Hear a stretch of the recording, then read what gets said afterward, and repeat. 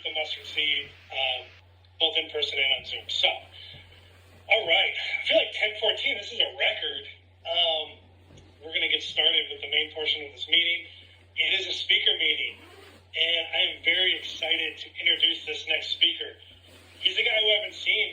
I've been around, a little bit over 2 years, and for the vast majority of that time, I make a meeting on Sunday nights at the Mustard Seed at 8 p.m., and he's there pretty much every week. And I've gotten to know him a little bit through his comments.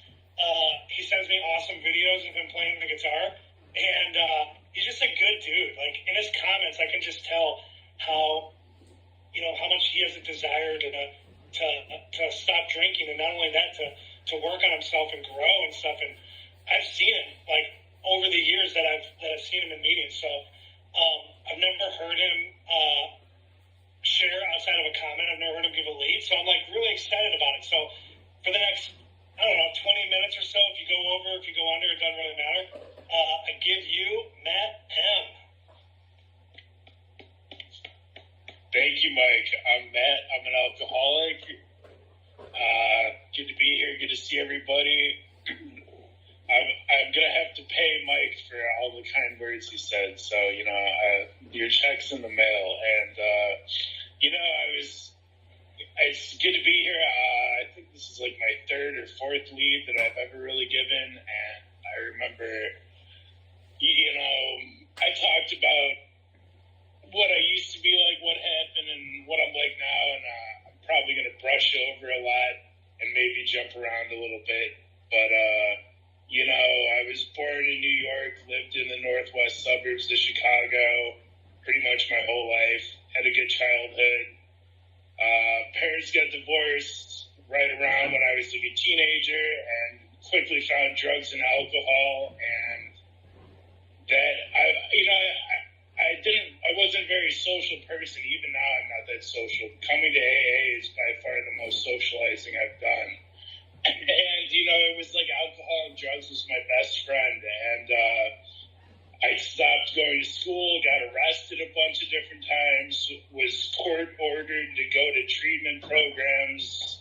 And for a while I was passing drug tests by getting drunk underage pretty much every day, practically. It was pretty ridiculous. And I remember I was drinking a bottle of whiskey every night when I was 17, every day for a month, and then I went to rehab in Rosecrans and Rockford inpatient. And, I was really young, and I told this story about blacking out barefoot and wandering down the street and getting arrested, sitting on a porch and getting surrounded by cops. And I was like, well, this isn't freaking good. I'm on probation, and I don't know where I'm at, and where are my shoes? This isn't good. And told that story in rehab, and one of the kids was like, yeah, dude, you're definitely an alcoholic. And, it didn't really mean that much to me at the time. I was like, didn't want to quit drinking, didn't really understand the severity, and,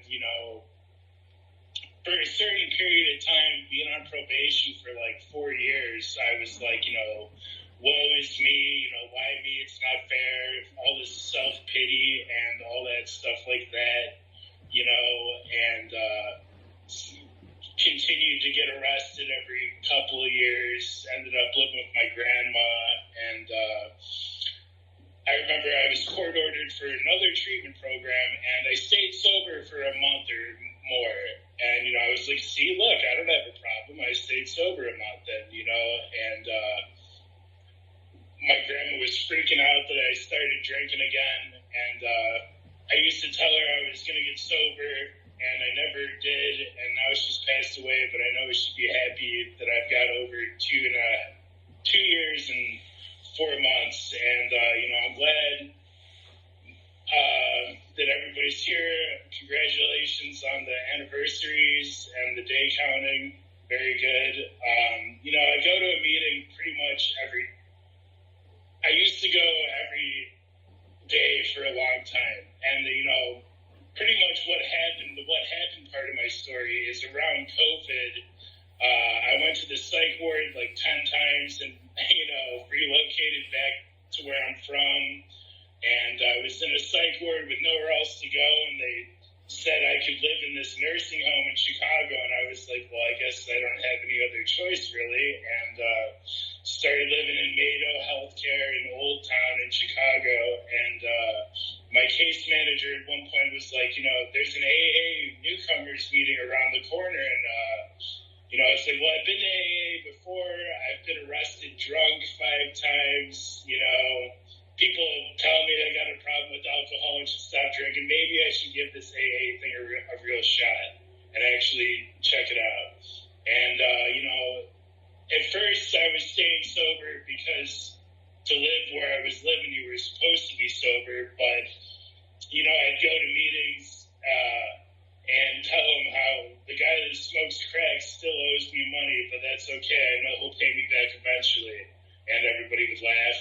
And, that guy, his name was June, like Junior, and he went to a meeting or two with me, but he didn't want to get sober. And, I was surrounded by people smoking crack, smoking weed, getting drunk, even though they weren't supposed to. And at a certain point, after I had like 8 months, I was like, I had a little case of the efforts, and I smoked some weed, and got really paranoid and suicidal, which was not fun at all. And some of where I was living wasn't really a sober house or a halfway house. Like, it was more of a psychiatric nursing home. And we had a little bit of treatment. And, the one lady was like, relapse is part of recovery. And, I consider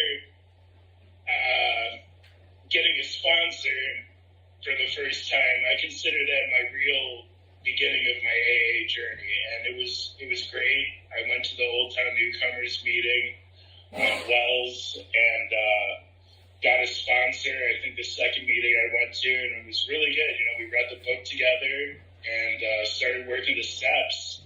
And I actually was told about the mustard seed, and I walked there a few times and went on their Zoom meetings a bit. And, I was so fortunate to have a place to live with so many AA meetings around the area. Started going to a meeting every day. And eventually I got out of the nursing home and into my own apartment. And I found the Palatine Club. And wanted to relapse for real a few times, and then, I don't recommend, and I don't really like saying it too often, but my current sobriety date is 11/11/22, and I got drunk one last time, and that's my current sobriety date, and I don't recommend it. I had, for 17 years, that was my first AA meeting, so it took me a long time. But, right now, I want to talk about, right now, my sobriety is really important to me. And I had such a shitty drunk experience. I let everybody down. People told me, are you done messing around in the program now? Get your shit together. What's so funny? And a lot of bad things happened as a result of it. And the good news is, I don't ever have to feel that shitty again either. If I stay connected with the program, with the sponsor, and the fellowship, I remember I had a month sober, and I was feeling so down at this Christmas party, because normally all I would do was get drunk there and make an ass of myself. And, that was part of why I always drank alone. And didn't really care that I didn't have any friends to hang out with, because it's normally I just make an ass of myself and, get arrested. So maybe if I stay home and just drink by myself, but that's no way to live. And now that I am involved in AA, I've made so many friends. I was encouraged from it early on to get phone numbers of people, and now I have 50 phone numbers of good people that I can call, and, I've learned so much, and, I wanted to focus tonight on what I'm like now and all the stuff that I've learned, from coming and participating in meetings and reading readings.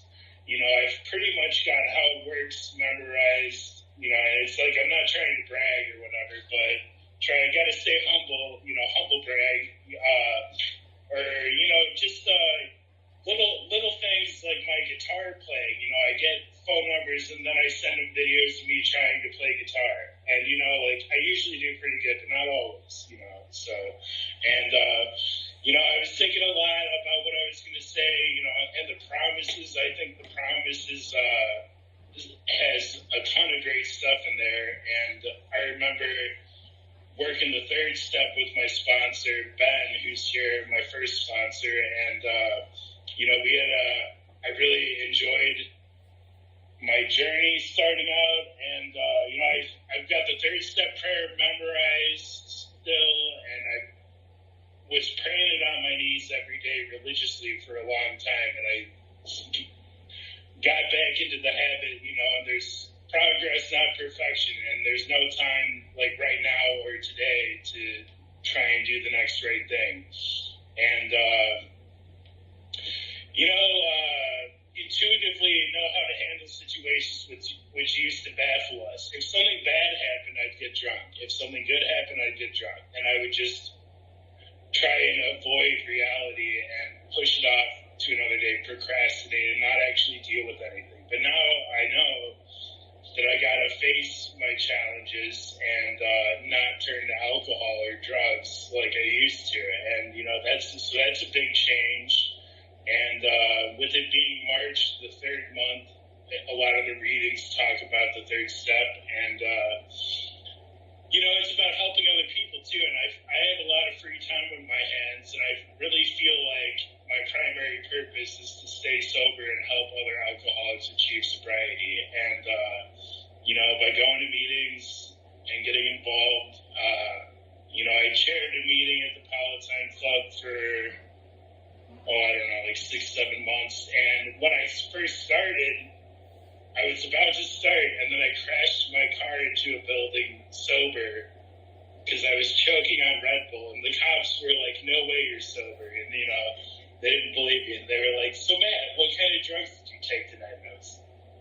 And I said, like, I don't use recreational drugs, and you know, I blew zero, passed the field sobriety test, you know, and something bad happened, life happened, and thank God I didn't hurt anybody or something worse.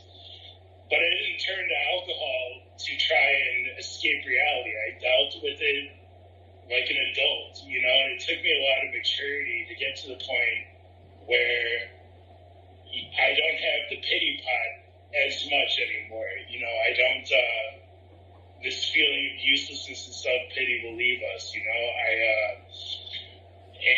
The promises are great, and, you know, they'll be fulfilled sometimes quickly, sometimes slowly, but as long as you keep working for it, you know, as long as you keep coming back and work the steps. You know, I was on step 4 for like 2 years or something, and people would give me grief about it. You know, obviously they wanted me to succeed and all that positive grief, I guess you could say, and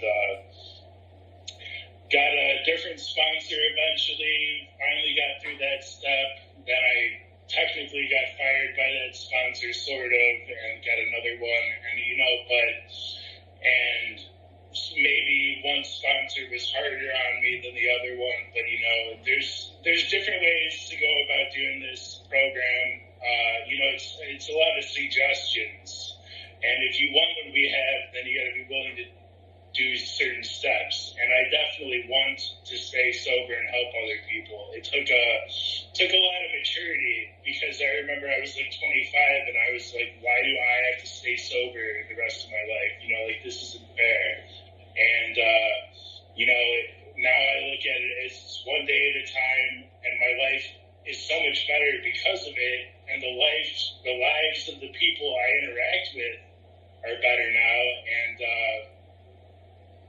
I don't know, I feel like I'm running out of steam here, but, you know, I could get emotional because it's really a big deal, and I'm so grateful for the simple things. I made my amends with my family, and, you know, I did some pretty awful stuff, and, and they forgave me. And a big part of the amends is to not repeat the past. And I don't plan on going back there. And at a meeting the other day, they were talking about somebody who stopped going to meetings, stopped praying, stopped staying connected with the fellowship, and went back out.